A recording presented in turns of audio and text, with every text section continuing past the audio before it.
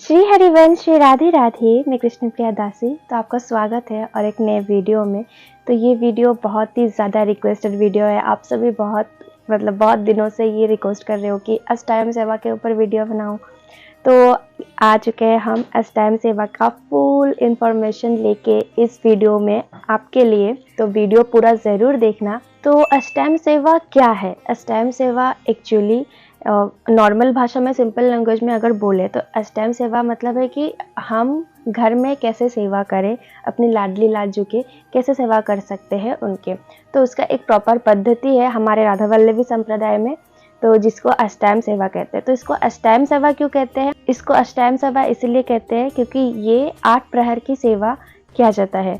तो 1 प्रहर equal to 3 घंटा, 3 आवर्स होता है। तो ऐसे ही टोटल 24 आवर्स की सेवा होती है। मतलब हमारे संप्रदाय में हम अपने लाडली लालजू को 24 घंटे, मतलब 8 प्रहर उनको लाड लड़ाते हैं। उनकी सेवा में 24 घंटे, मतलब 8 प्रहर उनकी सेवा में हम रहते हैं।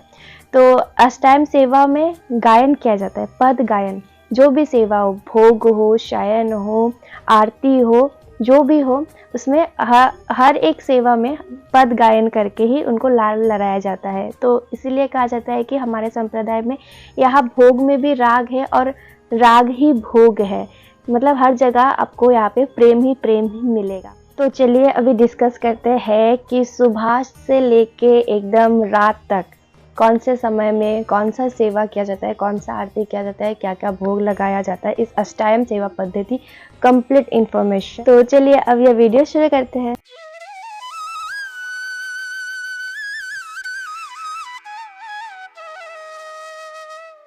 तो सबसे पहला जो सेवा है वो है सुबह 5 बजे से शुरू होता है। वो 5 बजे से 6:30 बजे तक, 5 AM to 6:30 AM तक ये सेवा रहता है।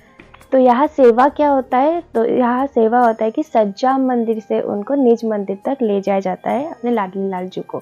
तो सज्जा मंदिर मतलब जहाँ पे उनको शयन कराया जाता है, सुलाया जाता है, वहाँ से उनको उठाकर जहाँ पे उनको विराजमान कराते हैं निज मंदिर में, वहाँ पे लेके जाते हैं और फिर भोग लगाते हैं और आरती करते हैं। तो देखिए ये है प्रातः उत्थापन पद। तो ये गायन किया जाता है जब हम अपने लाडली लालजू को सज्जा मंदिर से निज मंदिर तक लेके जाएंगे, मतलब जब उनको हम उठाएंगे। इस वीडियो में अष्टयाम सेवा पद्धति में जितना भी पद है, आपको सारा पद राधा केली कुंज नाम का जो ऐप है उस ऐप में मिल जाएगा। ऐप का लिंक मैंने डिस्क्रिप्शन में दिया है, आप वहाँ से डाउनलोड कर सकते हो, या फिर अष्टयाम सेवा पद्धति नाम का जो ग्रंथ है वो ग्रंथ भी आप ले सकते हो। क्या क्या भोग लगाते हैं ये हम देखते हैं। पान वीरा, तो पान की बीरा के अंदर हमें क्या देना है? यहाँ पे ड्राई फ्रूट्स दे सकते हैं हम। जो पान होता है ना, उसके अंदर ड्राई फ्रूट्स हम दे के उसको हम अर्पण करेंगे। और उसके साथ साथ माखन मिश्री और दूध की, इन सब की हम भोग लगा सकते हैं एकदम सुबह सुबह। ये मंगला भोग, तो भोग लगाने के समय ये जो पद है ये गायन करना है। उसके बाद 3 नंबर पे आता है मंगला आरती। तो मंगला आरती भोग लगाने के बाद जो आरती करनी है तब हमें ये पद गायन करना है। तो ये हो गया सुबह का जो सेवा है, जो टाइम बोला मैंने 5 AM to 6:30 AM तक। और उसके बाद प्रसाद सब में बांटने के बाद फिर से जो मंदिर है वो थोड़ा समय के लिए बंद रहेगा, मतलब बंद कर देना है। उसके बाद फिर से मंदिर खोलेगा कब? 8 बजे।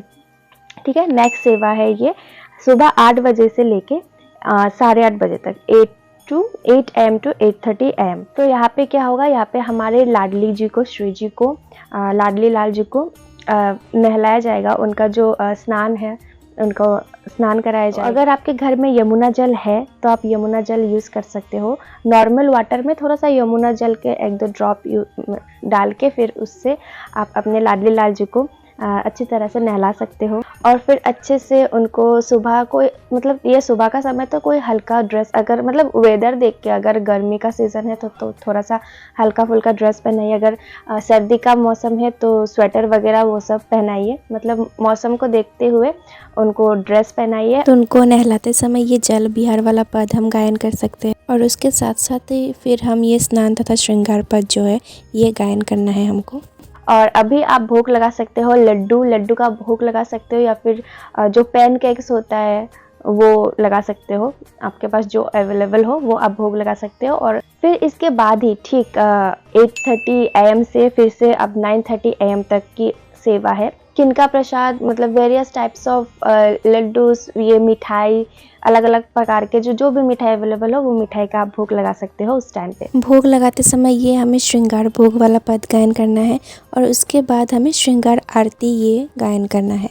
और फिर मंदिर आप खोल के भी रख सकते हो अगर दिक्कत ना हो, या फिर बंद करके भी रख सकते हो, लेकिन खोल के रखो वो ज़्यादा अच्छा है। नेक्स्ट सेवा जो है वो शुरू होगी 12:30 से 1:30 तक, तो ये 1 घंटे का है फिर से, जो दोपहर के 12:30 से 1:30 के अंदर होगा। तो इसमें क्या होगा, अब यहाँ पे लगेगा दोपहर के समय राजभोग, तो यहाँ पे राजभोग लगाया जाएगा। तो राजभोग में क्या क्या लगा सकते हैं हम, जो राइस है, चावल है, रोटी है, अलग अलग तरह के जो करी है, सब्जी है, खीर पूरी, फिर श्री जी को बहुत पसंद है करी, तो करी लगा सकते हैं। और अरबी की सब्जी श्री जी को बहुत पसंद है, वो लगा सकते हैं। मतलब जो दोपहर का ये समय है इसमें राजभोग लगता है, राजभोग में यही सब लगता है, अलग अलग तरह के जो भी सब्जी अवेलेबल हो आप वो भोग लगा सकते हो। राजभोग लगाते समय हमें ये वाला पद गायन करना है और उसके बाद आरती करना है ये राजभोग आरती। तो जब श्री जी को भोग लगाया जाएगा उसके बाद जो पर्दा है वो पर्दा से बंद कर दिया जाएगा, उसके बाद पर्दा हटाने के बाद फिर प्रसाद पा लेना आप लोग, और उसके बाद मंदिर बंद रखना है।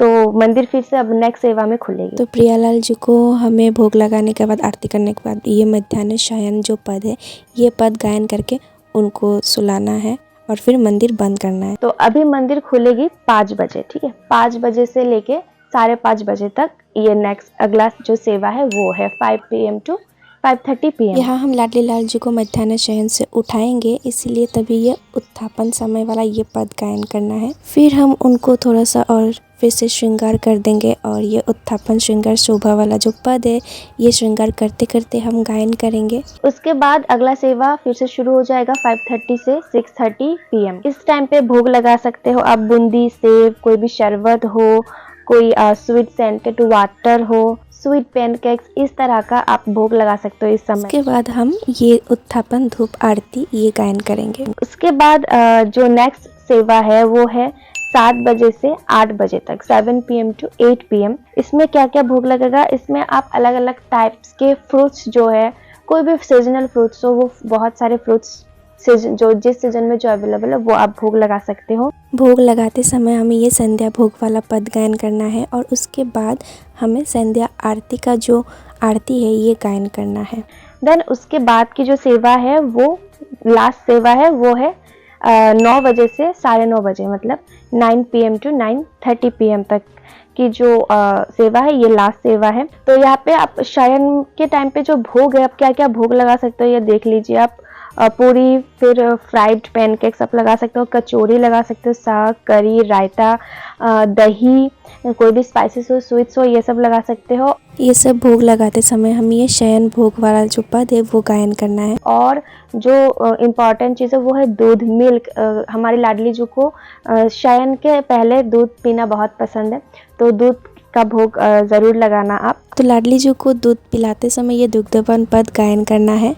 उसके बाद ये शयन आरती जो है ये गायन करना है। और उसके बाद फिर से हमारे लाडली लाल जी को अपने शैय्या मंदिर में, मतलब जहाँ वो शयन करते हैं वहाँ पे ले जाए जाते हैं और वो शयन करते हैं। उनको अपने शैय्या मंदिर में रख के उनको शयन कराने के समय ये शयन वाला पद जो है ये गायन करना है। जैसे कि हम अपने बच्चों को सुलाते हैं तो लोरी सुनाते हैं, तो ऐसे ही उनको सुलाते सुलाते उनको प्यार करते करते लाल लड़ाते हुए हमें ये शयन वाला पद गायन करना है। तो ऐसे ही पूरा एक दिन का जो 8 प्रहर का सेवा है, हर सेवा का अलग अलग आरती है, अलग अलग भोग है और अलग अलग थोड़ा तरीका जो है सेवा का वो अलग अलग है। मतलब 8 प्रहर का 8 अलग अलग तरीके का सेवा है। स्पेशली जो पद है, जो अलग अलग पद है ना 8 प्रहर का, वो पद जो है वो बहुत ही सुंदर सुंदर पद है। वो आप गायन कर करके जब आप अपने लाडली लाल जी की सेवा करोगे तो मन में जो भाव है वो अपने आप ही बढ़ता चला जाएगा। हम थोड़ा सा अभी अष्टम सेवा का महत्व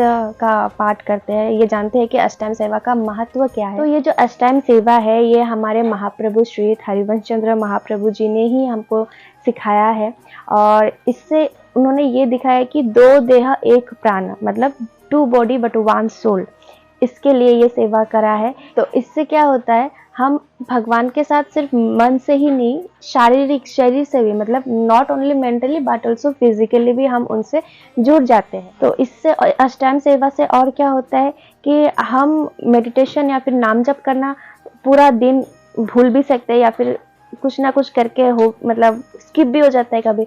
लेकिन अगर हम ये अष्टांग सेवा पद्धति जो है इसको फॉलो करेंगे तो हम भगवान के साथ एनी टाइम, आठों प्रहर उनके साथ जुड़े रहेंगे। तो इससे क्या होगा, हमारी जो इंद्रिया है, सारे जितने भी इंद्रिया है, वो चाहे ज्ञानेंद्रिया ही हो या फिर कर्मेंद्रिया ही हो, जितने भी सारे इंद्रिया है, सारा भगवान के साथ ही जो आठों प्रहर है वो जुड़े रहेंगे। तो इससे हम हमेशा ही उनके साथ कनेक्टेड रहेंगे, कनेक्टेड फील करेंगे। हम सिर्फ नाम जप के द्वारा ही नहीं, ये अष्टांग सेवा के द्वारा भी हम उनके साथ ऐसे कनेक्टेड रह सकते हैं। तो अभी ये बहुत ज़्यादा डिफ़िकल्ट भी हो जाएगा। आप लोग सोच सकते हो कि हम तो स्कूल जाते हैं या फिर स्टूडेंट हैं, हम कॉलेज में पढ़ते हैं या फिर जॉब करते हैं, तो हमारे लिए ये अष्टांग सेवा पद्धति तो बहुत ज़्यादा डिफ़िकल्ट हो गया। हम ऐसे कैसे टाइम टू टाइम सेवा नहीं कर सकते हैं हम।